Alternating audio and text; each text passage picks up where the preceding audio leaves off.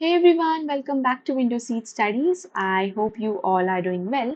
So we were discussing cellular signaling, in which we discussed about the basic signaling pathway that a cell has to follow so that it is able to communicate with other cells, right? We discussed about how the extracellular signal molecule, it is it is received by the receptor protein, and that ligand receptor interaction does some conformational changes in receptor protein, which will be relayed intracellularly and which will activate some intracellular signaling molecule so that the intracellular signaling cascade will go on, and this downstream signaling will result into some effects, some cellular products such as transcription of certain gene, transcription of certain regulator of transcription factors, or transcription of certain metabolic enzymes.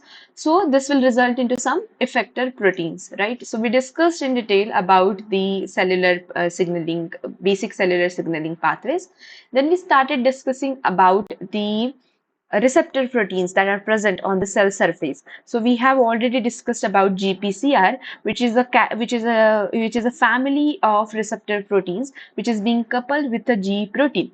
G protein, these are the GTP binding proteins which acts as a molecular switch. They are being coupled with a receptor so that whenever the receptor receives any extracellular signal, it activates just this G protein, which acts as a molecular switch, which can switch on and off certain genes. So it can switch on and off the transcription of certain gene, resulting into different cellular products in different conditions, right? But unlike GPCRs, the enzyme coupled receptors that we are going to discuss today, so the enzyme coupled receptors are the ones which are being coupled with enzyme.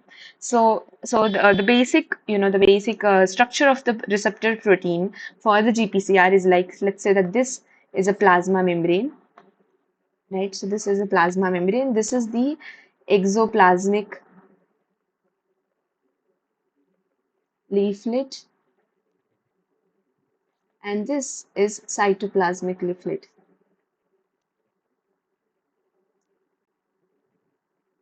right? So this is the cytosolic side, and this is the extracellular matrix. So in this cell, there is some receptor protein. Let's say that this is a GPCR, G protein coupled receptor. So in the case of GPCR, the transmembrane domain is holding the protein inside the plasma membrane. The extracellular domain, this is the extracellular domain, right? Extracellular domain is going to receive the extracellular signal molecules. So it is going to show the ligand receptor interaction. So let's say that ligand goes and binds to the extracellular part of the molecule. This is the transmembrane domain, while this is intracellular domain. So the intracellular domain is being coupled with a G protein, right? So this is being coupled with a G protein, which is a heterotrimeric protein with three subunits, alpha, beta, and gamma. But unlike GPCR, the enzyme coupled receptors are the ones where the extracellular domain is going to receive the signal molecule. The transmembrane domain, again, it is holding up the receptor protein inside the cell membrane. And one more function which transmembrane domain has is to relay whatever changes are being done outside the cell, that the transmembrane domain ensures that whatever changes are being done in the extracellular matrix outside the cell, that are being relayed to the inside of the cell.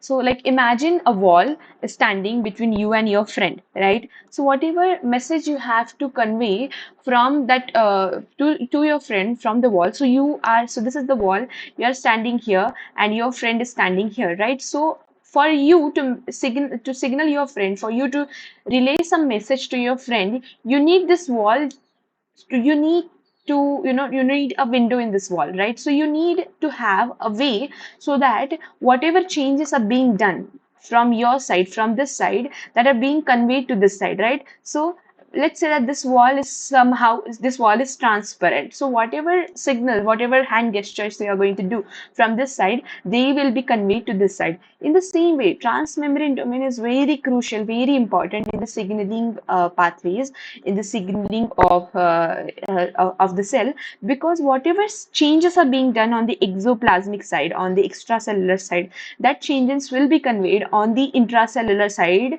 by the conformational changes that will happen after the signal interaction with the extracellular membrane. So that whatever changes are being done on the extracellular side, that will be mirrored in the transmembrane domain, and that is how the conformational changes in transmembrane domain will be mirrored in the intracellular domain. So this usually happens in the GPCRs.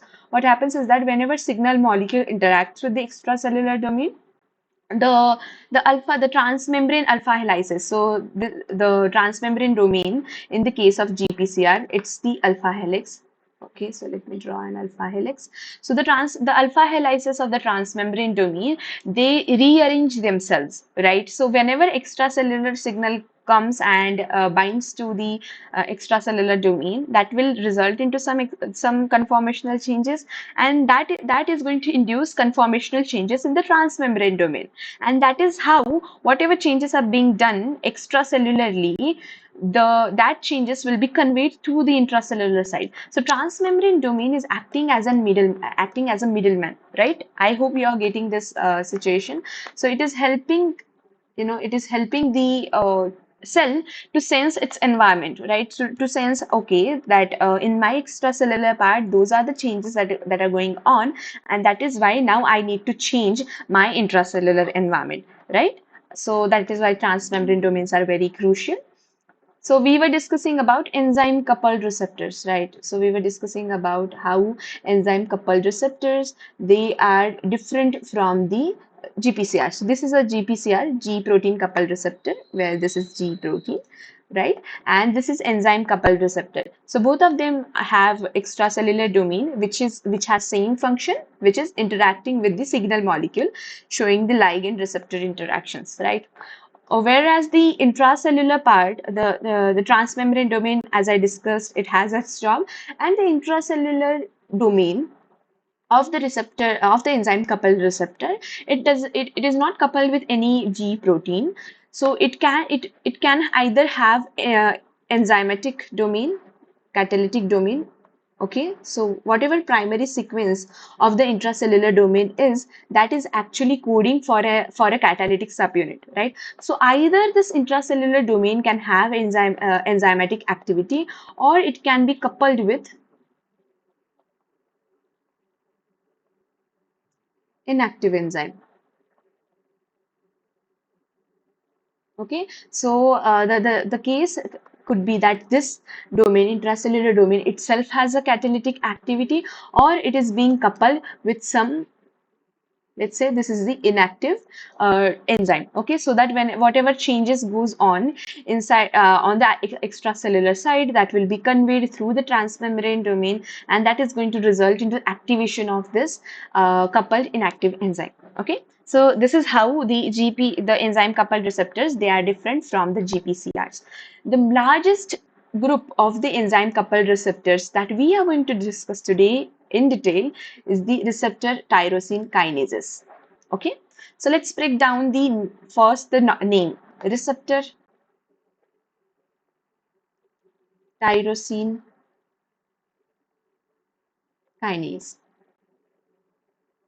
So those are the receptors which are being coupled with tyrosine kinases, or which have the tyrosine kinase activity in their intracellular domain. So what is a tyrosine kinase? So we have been discussing this a lot, that kinases are the enzymes which are going to add the phosphate group on certain protein, which is its substrate, right? So addition of phosphate group means phosphorylation of substrate is done by the kinase enzyme. So kinases can be serine threonine kinases, or they could be tyrosine kinases, right? There are two categories of kinases. So depending on which type of amino acid residues they phosphorylate. We have discussed this in our epigenetic series, where we were discussing about post-translational modification. phosphorylation. So this is not a new thing, but I'm just revising that. So the kinases which are going to phosphorylate tyrosine residue, those kinases are known as tyrosine kinases. So when the transmembrane, so when the receptor has the receptor has the intracellular domain with a tyrosine kinase activity, such receptors are known as receptor tyrosine kinases. Fine. So for those receptor tyrosine kinases, the signal molecules like the ligands by which after interacting with those ligands, those receptor tyrosine kinases could get activated. Such ligands, such signal molecules are growth factors. Okay, so the growth factors could be platelet derived growth factor or the epidermal growth factor. It could be insulin like growth factors, right? So there are multiple growth factors that could exist inside the biological system. So those growth factors act as the signal molecules, act as the ligands for the receptor tyrosine kinase, and depending on that, the name of receptor is also determined. For example, if the receptor if certain receptor interacts with the platelet derived growth factor, it will be called as the receptor for platelet derived growth factor. If a receptor, it is being, it works when the epidermal growth factor is there. So for example, epidermal growth factor molecules are present extracellularly and on the plasma membrane, so they can interact with the receptor which is present on the plasma membrane, and it has tyrosine kinase activity. So such receptor which is being, which is responding to the epidermal growth factor will be known as EGFR, means epidermal growth factor receptor. If it is, getting activated by insulin, then it will be called as insulin receptor. Right, so depending on which molecule is activating, which growth receptor is activating the receptor tyrosine kinase, they are named in that way. So the nomenclature of receptor tyrosine kinases are very simple.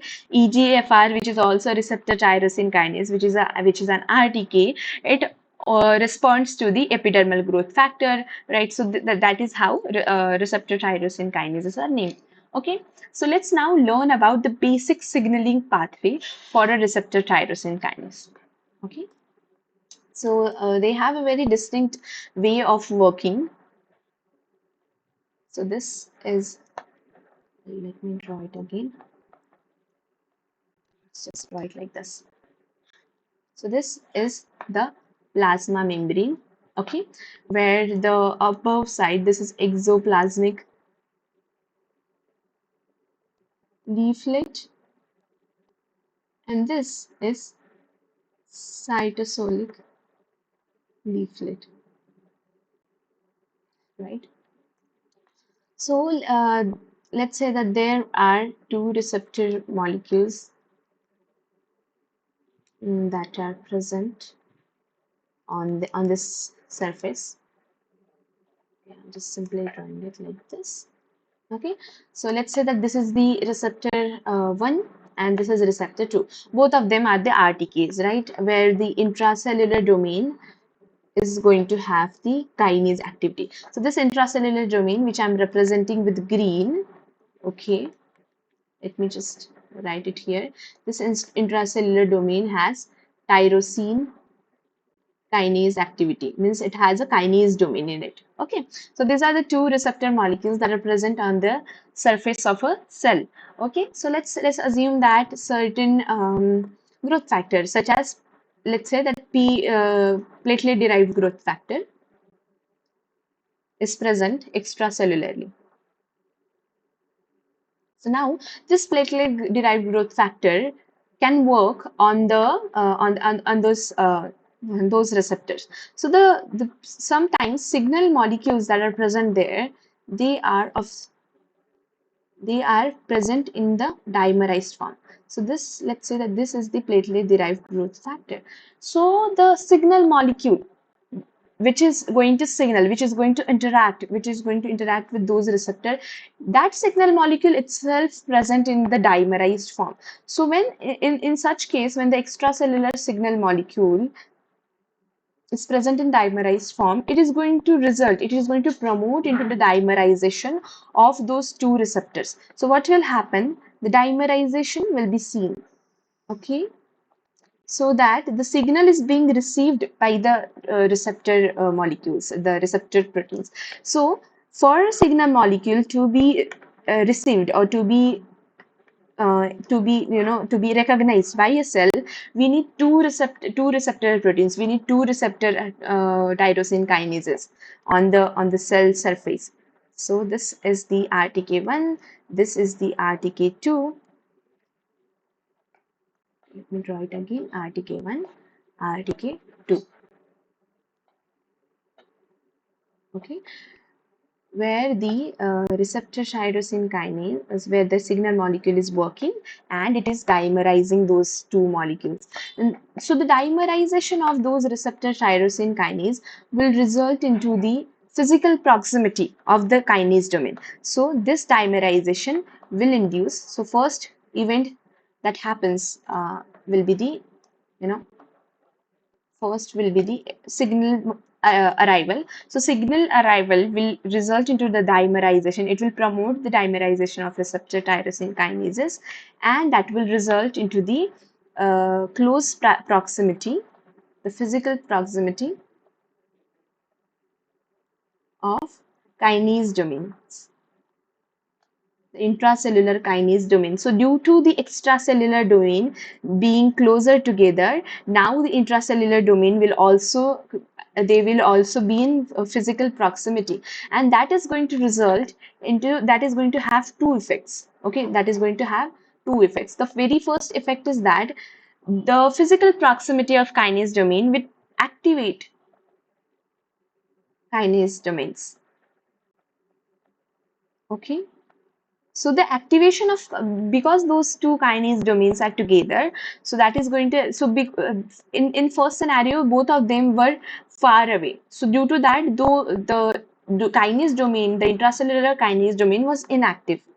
Okay, but now when they come in the proximity, the kinase domain gets activated. Both of the kinase domains get activated. So they will result into trans autophosphorylation. What does that mean?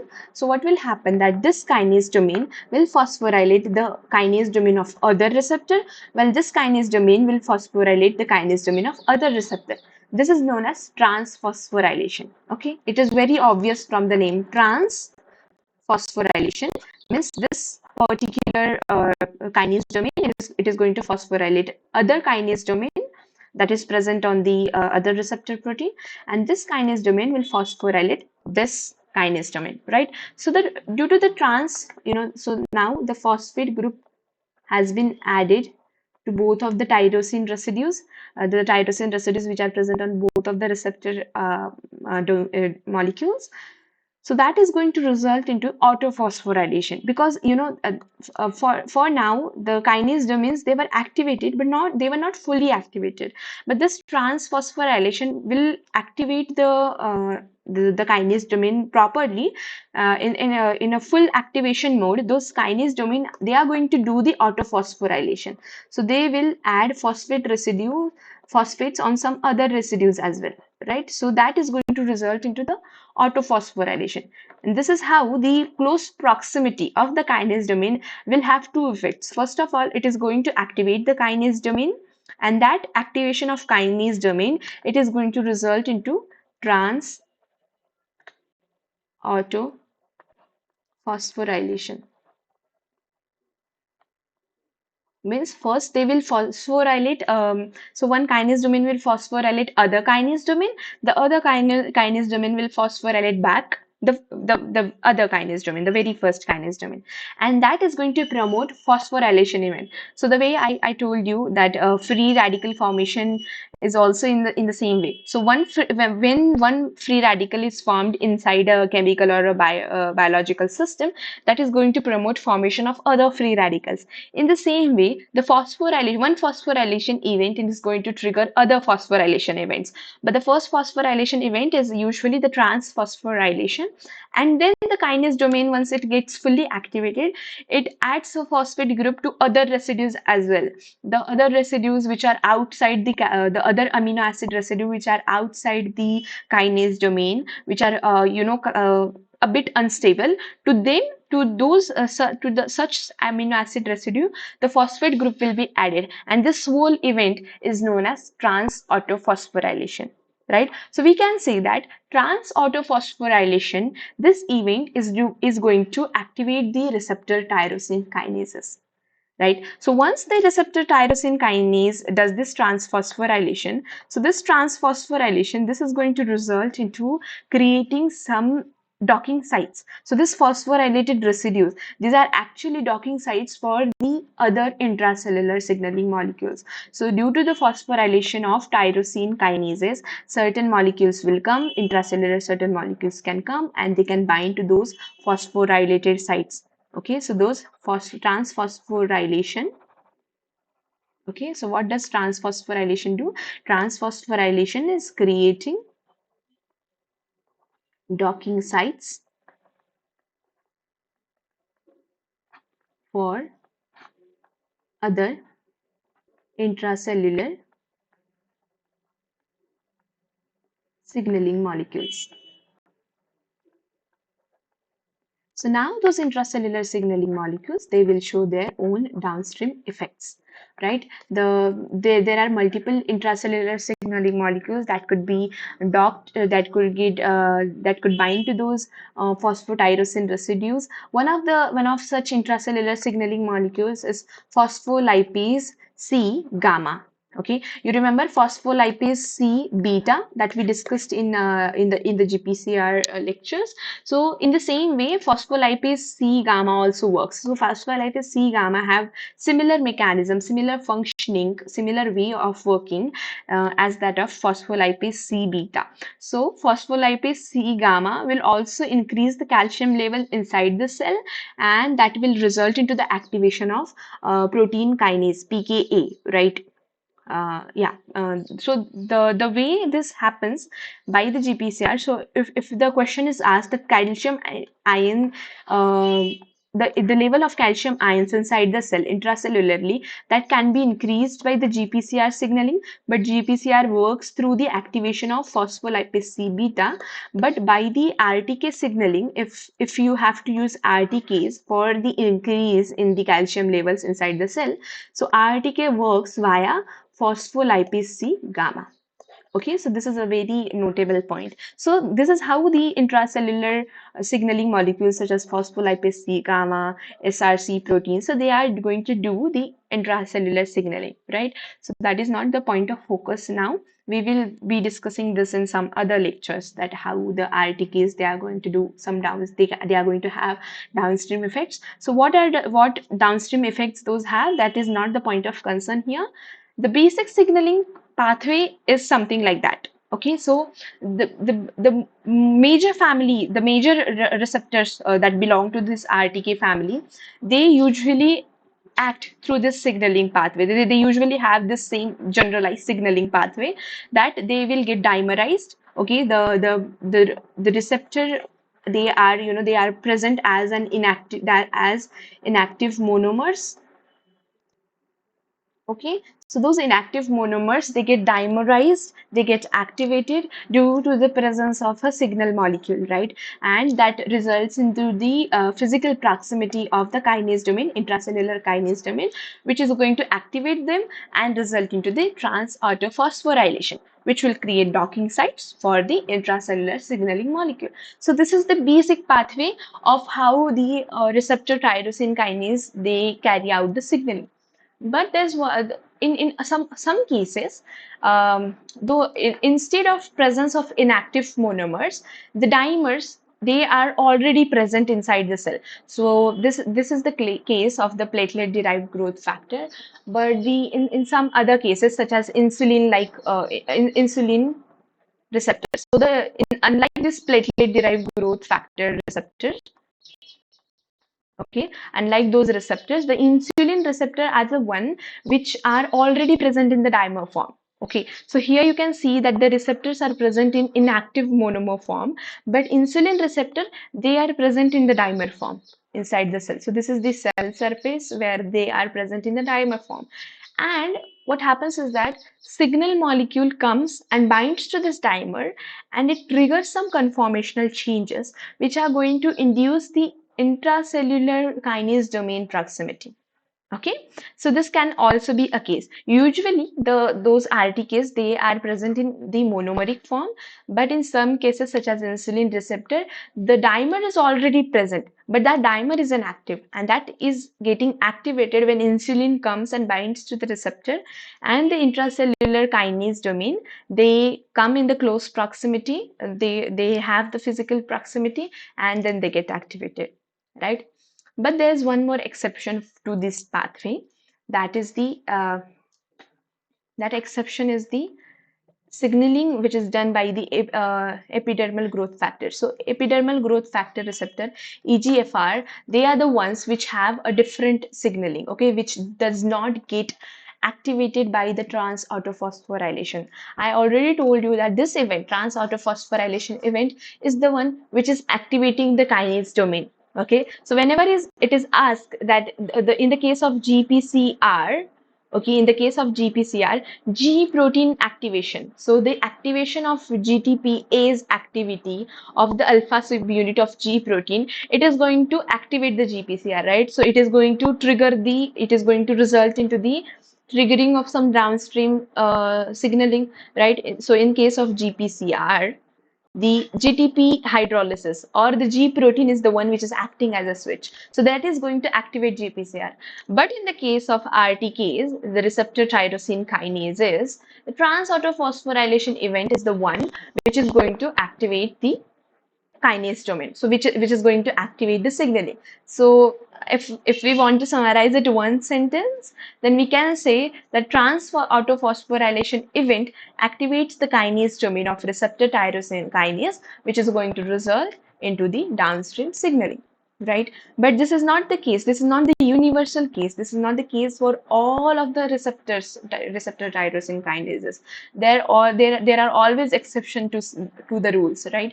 And that exception is the EGFR, epidermal growth factor receptor. Okay, this EGFR, this does not get activated by trans autophosphorylation, but it has some different way of working. So I have a picture for that. Let's just explain using a schematic. So what happens is that this is the inactive monomer of the EGFR. So this is the epidermal growth factor receptor. This is EGFR. So just like other RTKs, this also exists in inactive monomeric form. So this inactive monomeric form has an extracellular domain, the transmembrane domain, and the intracellular kinase domain, right? So whenever the EGF comes, it binds to this monomeric form. It does the dimerization of the inactive monomer, right? But once the dimerization is done, what I told you, that once the dimerization done, both of the kinases, they come in the close proximity and they do the trans autophosphorylation. But this does not happen in the case of EGFR. What happens is that those two domains, they form the dimer, but the dimer is asymmetric. So in the case of in general, in the case of RTKs, the dimer formation is symmetrical. But in the case of EGFR, the dimer formation, the intracellular kinase domain dimer formation is asymmetrical. And this asymmetry promotes one kinase domain to push the other kinase domain. So what happens is that the activator kinase domain, this will push the receiver kinase domain. So this pushing the activator, the event of pushing activator domain against the receiver domain, that will activate the receiver kinase domain. And now this receiver kinase domain, it will phosphorylate itself. So it is going to phosphorylate its own tyrosine residue, as well as it will phosphorylate the tyrosine residues or some other residues present on the activator kinase domain. Okay, so this is very important thing, that when the close proximity of the activator and kinase domain will not induce the trans auto phosphorylation, rather only the receiver kinase domain is being activated. Why? This is due to the asymmetrical, asymmetrical dimer formation.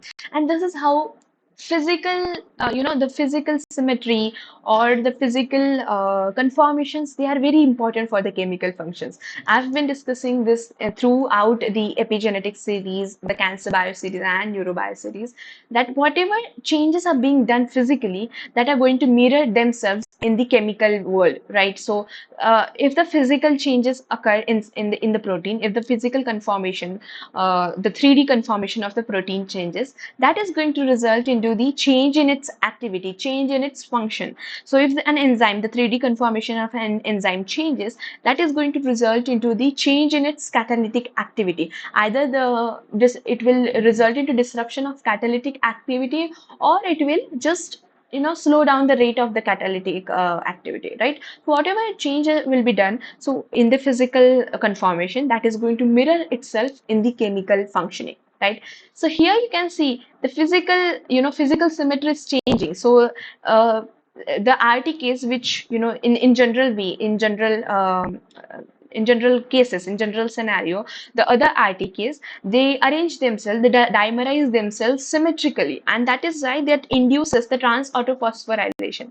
It's like if both of the hands, they are closing together in a symmetric manner, so the point of contact, so just bring your hands together, and when you bring your hand together, the all of your fingertips, they are touching each other, right? So all of the fingertips, they are touching each other. So this is because the symmetry of the both hands. So that symmetry of both hands is triggering the touch in the touch sensation in both of the hands in multiple sites, right? But let's assume that your hands are asymmetrical. That is going to result into the touch sensation in some other areas. So this is how physical symmetry is very important, because it is going to change the scenario. If the RTKs, they are getting arranged in a symmetrical manner, that is going to induce the trans autophosphorylation. Why? Because due to the symmetry, the kinase domain, the intracellular kinase domain, they are coming together in such a proximity that they are getting activated. But in the case of EGFR, that symmetry is not there, right? So due to the asymmetrical arrangement, asymmetrical dimerization of this intracellular kinase domain, they, rather than activating both of the kinase domain of those intracellular parts, what they will do, one kinase domain will push the other kinase domain, right? You can certainly imagine this. If they were symmetrical, they will be activating each other in equal manner, right? But as they are not symmetrical, there will be one kinase domain which is going to push other kinase domain. The one which is pushing is known as activated domain, because it is due to this pushing, it is activating the other kinase domain, right? So the activated domain is going to push the receiver domain, and that pushing is going to result into the activation of kinase domain of receiver protein, and thus only one kinase domain is active, right? The activator is activating while the receiver kinase domain is being activated, and that is going to do the phosphorylation. So this is not a trans autophosphorylation event, but just a general phosphorylation event by one kinase domain of the monomer monomeric subunit of the activated dimer, right? So eventually, if you ask that receptor tyrosine kinases, how do they get activated? They get all of the receptor tyrosine kinases, they get activated by the phosphorylation event. But do all of them get activated by trans autophosphorylation? The answer will be no. Okay, I hope what I'm trying to convey is clear to you all. What I want to say is that phosphorylation is the key event. Okay, so phosphorylation is going to activate the tyrosine kinases, because obviously they are tyrosine kinases, so they have the kinase domain, means they have the kinase enzyme which has the catalytic activity of phosphorylation. So eventually phosphorylation event is the one which is triggering, which is activating the receptors, right? So that is the one which is going to activate receptor tyrosine kinases, RTKs. But if the question is being asked that whether the trans autophosphorylation is the event which is activating all of the RTKs, the answer will be no, because the exception to this rule exists, and that exception is the EGFR. Right? I hope this exception is clear to you all, how the asymmetrical dimerization is going to result into the activation by the phosphorylation event by only one kinase domain. Okay, so let's just now revise the whole lecture. I have a schematic again taken from Bruce Alberts. So here it shows the inactive RTKs. So you can see those inactive monomers of receptor, well, these are not monomers, sorry, these are not monomers. These are individual receptor tyrosine kinases. So these are individual receptor proteins. But here in the EGFR, this is a monomeric form of the protein, and this is the whole dimer. Okay. So the individual receptor tyrosine kinases, they are inactive, but the dimerized signal protein, it comes and it induces the dimerization of RTKs. So both of the receptor molecules, they will get dimerized, and that is, here you can see, now here you can clearly see that they are the dimerization which is being done. So the dimer which is being formed, it is symmetrical. So due to the symmetry, both of the kinase domain, they are coming into close proximity, and that is going to result into the trans autophosphorylation. So this kinase domain will phosphorylate this domain, and this domain will phosphorylate this domain, right? So that will, first we'll do the transphosphorylation will be seen, and that is going to trigger the trans autophosphorylation. So now the both of the kinase domain will be fully activated, and they will add phosphate group to certain other residues as well, and the phosphate groups that are being added on the other residue, that is creating the docking site for certain signaling proteins, right? And that those signaling proteins will go and bind to those phosphorylated residues, and they are going to show their own downstream effects. Okay, so imagine that you have a cardboard. Okay, so you imagine that you have a cardboard here. So this is a cardboard. This is a piece of cardboard, and you stick two magnetic chips on those 2 points, right? So here the magnetic chips are being, here the magnetic chips are being, glued to the cardboard, and now you just pour iron fillings over the cardboard. So what will happen? After you dust off all of the iron fillings, we will see that iron fillings are being accumulated in those areas. Why? Because, well, iron has a property to be attracted to the magnet, but it will only go and bind to the site where it has the affinity, right? So the magnet has an affinity for iron, and that is why when you dust off all the iron fillings, when you wash it off, only those part are the ones where you will observe iron fillings. In the same way, when a protein will go and bind to the protein, they should have some affinity towards each other. So the proteins should have certain domains so that they will have affinity to each other, right? So let's say that I have the fridge magnets. They are made out of, they could be made out of wood, they could be made out of plastics, but they do have the magnet in them, so that they will be, they will be glued, they will be attracted by the magnets that are present, that are or the iron, that is the iron wall. They could be stick to the iron wall. Those fridge magnets could be stick to the refrigerator, because both of them have a property, they both of them, so like the refrigerator wall, which is made up of iron, and the fridge magnet, which is made up of wood, both of them does not have affinity towards each other. But a domain, a particular domain in both of them, a particular part in both of them, that does have affinity towards each other. What that particular part is, the wooden fridge magnet has a magnet chip which has affinity to the iron wall of the refrigerator, right? In the same way, those phosphotyrosine residues, because tyrosine residues are being phosphorylated, right? So we call them phosphotyrosine residues. So those phosphotyrosine residue has the binding affinity to certain domains, right? So those domains are SH2 domains, SH3 domains and PTB domains. Right? So those three different types of domains, if they are present in the protein, then those proteins are going to go and bind to those phosphotyrosine residues. Okay, so let's just list them down. So what are the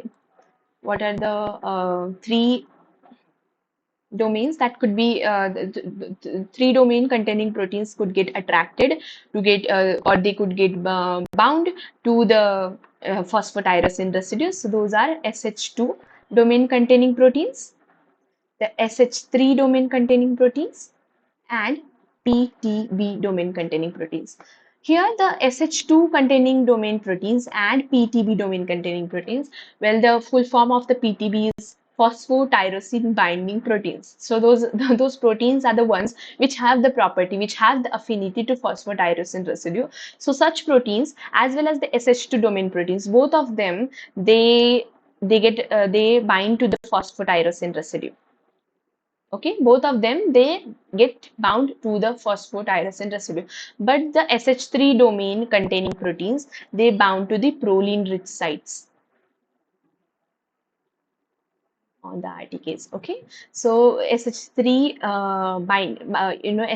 if a protein, if a certain protein has SH3 domain, well, these are the name of domains. So SH2 domain is the I guess SRC homology to like domain. So I'll make sure what the name is. So please cross check it once.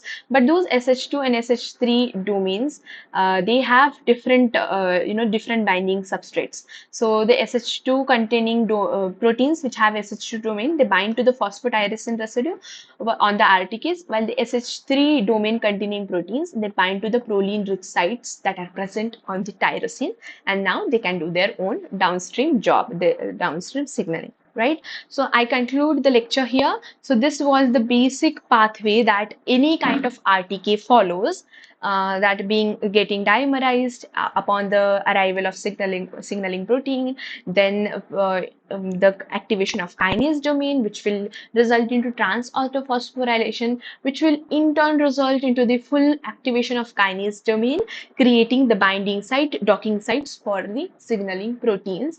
And this is how the intracellular signaling will start, and some downstream effects will be seen. So this is the generalized pathway. Okay, but we will learn about the particular examples of the signaling, such as RTK map kinase signaling in next lecture. So I conclude this lecture here. Till then, see you. Bye bye.